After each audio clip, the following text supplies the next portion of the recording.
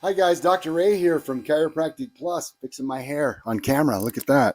So I just want to chat a little bit. I just actually launched this across the room. I should have had that on camera. It makes it more fun, a bit silly. But I want to talk a little bit about orthotics, okay? Now there's different styles, types, and pieces of orthotic, and there's a lot of misconception and misunderstanding about how orthotics work. Now, basically, if we talk about the general sense, there's two basic types of orthotics: corrective orthotics and accommodative orthotics. Now, accommodative orthotics, not unlike good feet or some of the other off the rack type things, they're basically there for shock absorption. If your foot is all mangled and gross, it basically just puts a shock absorber underneath to kind of absorb the shock of the foot and makes your foot feel better. There's nothing wrong with that, but it doesn't really provide much long-standing correction. Now, the next one is what we use in our office, which are customized corrective orthotics. And what does that mean? Well, we're actually going to test your feet to determine exactly which orthotic is best for you.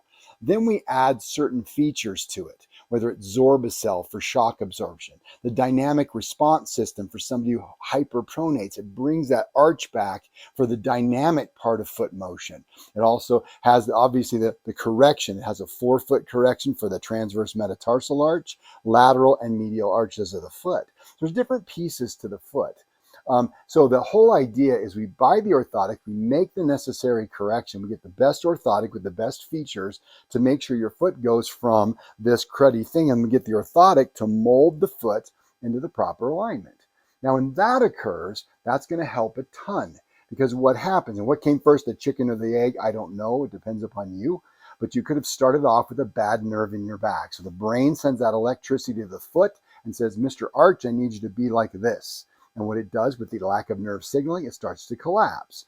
That creates an imbalance, which then torques the knee, torques the pelvis, and pinches the nerve further, which drops the arch more, which damages the knee more, the hip, and so on. So we end up with what's called a closed kinetic chain pathology. So that's why corrective orthotics are the best choice beyond just the accommodative or whatever it might be. Now, we do encourage you to get a prescription for your foot every couple of years to make sure that the foot is holding and maintaining its correction.